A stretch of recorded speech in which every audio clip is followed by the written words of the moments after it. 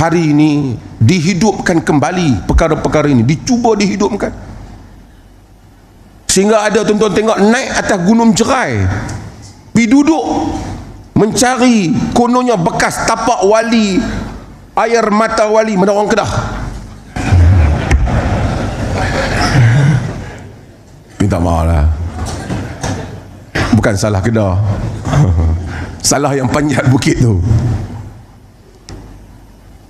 Kononnya air mata pernah digunakan oleh wali dan seumpamanya, pergi solat atas tu.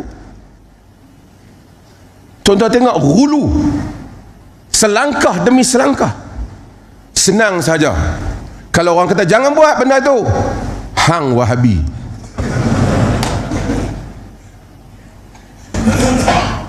Kami bukan sembah, hampa bodoh, hampa tak tahu. Depa tu dapat bagi syafaat, Tuhan lantik depa.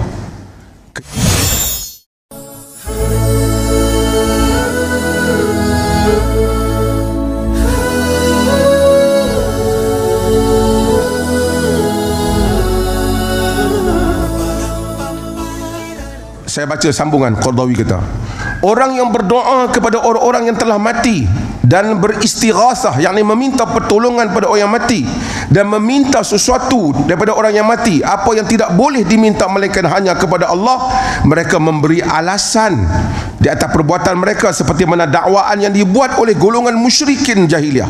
Seperti mana mereka berkata, sesungguhnya kami beriman bahawasanya para wali adalah manusia yang diciptakan, bahawasanya Allah lah penciptanya, yang menciptakan, yang telah membentuk rupa, dan bahawasanya orang-orang yang mati itu hanya menjadi perantara kepada Allah dan orang-orang yang memberi syafaat di sisinya, tidak lebih daripada itu. Maksudnya kami tak kata dia Tuhan, cuma kami kata dia dapat bagi syafaat dalam kubur dia. Tuan-tuan tengok ayat Quran surah Yunus ayat 18, apa Allah kata? Wa ya'buduna min dunillahi ma la yadurruhum wa la yanfa'uhum wa yaquluna haula'i syufa'auna 'indallah. Mereka menyembah selain daripada Allah apa yang tidak dapat memberikan mudarat dan manfaat pada mereka, dan mereka menyatakan mereka itu memberi syafaat untuk kami di sisi Allah. Kenyataan ini telah disebut oleh golongan musyrikin. Musyrikin bukan bodoh, musyrikin tak kata batu itu Tuhan, tentu mereka tahu itu bukan Tuhan. Tapi nama di sebalik batu itu ialah orang-orang saleh, yang mereka kata orang-orang saleh itu dapat memberi syafaat pada mereka. Hari ini dihidupkan kembali perkara-perkara ini, dicuba dihidupkan, sehingga ada tuan-tuan tengok naik atas gunung Jerai, pergi duduk mencari kononnya bekas tapak wali, air mata wali, mana orang Kedah. Minta maaf lah, bukan salah Kedah, salah yang panjat bukit tu. Kononnya air mata pernah digunakan oleh wali dan seumpamanya, pergi solat atas tu. Tuan-tuan tengok hulu, selangkah demi selangkah. Senang saja kalau orang kata jangan buat benda tu, hang Wahabi.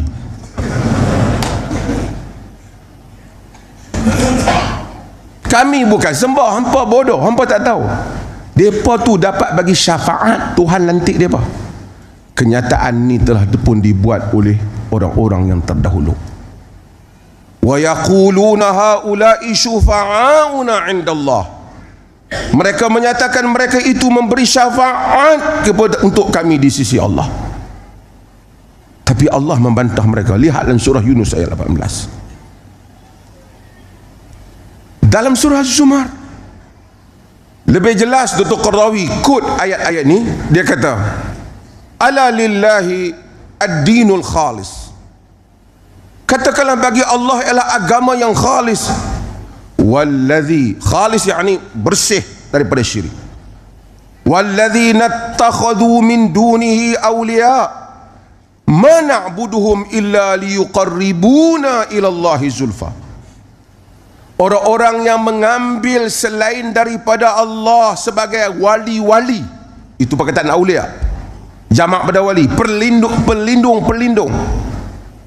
Mereka itu menyatakan ma na'buduhum illa liyuqarribuna ila Allahi zulfa. Kami tak sembah wali-wali itu tapi untuk mendekatkan kami kepada Allah saja. Kita jauh. Sedangkan Allah suruh kita doa. Wa idza sa'alaka ibadi anni fa inni qarib ujibu da'watad da'i idza da'an. Apabila hamba-hambaku bertanya engkau wahai Muhammad tentang aku dekat. Aku menyahut doa orang-orang yang berdoa padaku apabila mereka berdoa.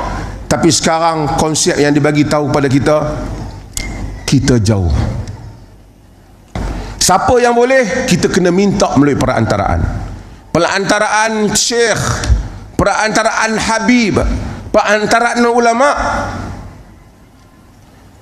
Ia berbeza dengan kita kata tolong doa pada saya. Kita juga berdoa, kita minta dia doa, maksudnya kita berdoa dan meminta supaya dia juga meminta pada Allah, supaya banyak permintaan pada Allah memakbulkan doa kita mudah-mudahan, terutama orang-orang saleh. Tapi gambaran yang diberi sekarang ni sehingga akan ada kata kalau kita doa secara langsung kita jauh. Dan tuan-tuan pernah tengok individu yang menyebut orang yang berdoa secara langsung pada Allah macam kurang adab. Seseorang yang nak jumpa orang besar terus jumpa, sepatutnya pergi jumpa orang kanan dia dulu. Jika konsep ini diterima, dikembangkan, dipertahankan, dan setiap orang yang mengkritik pandangan ini dituduh sebagai Wahabi, tuan-tuan akan lihat apa akan terjadi pada 10 tahun akan datang, pada generasi akan datang. Segala kubur-kubur akan dihidupkan dan orang tak panggil lagi ya Allah, orang akan panggil ya wahai wali sekian tolong saya. Ini bukan soal remeh, ini telah menimpa umat-umat yang terdahulu. Dan Quran berulang kali menyatakan hal ini supaya kita tidak kembali ke jalan itu. Syaitan sangat bijak dalam mengatur hal ini supaya ia menyelinap masuk. Jika ia menyelinap masuk dalam baju orang seperti lepat, mungkin orang tak ikut. Mungkin lepat rindu pada saya ikutlah. Tapi apabila ia menyusup daripada mulut orang-orang yang berjubah dan berserban dan melagukan dengan lagu-lagu agama, akan ada orang yang mengikutnya dan mempercayai.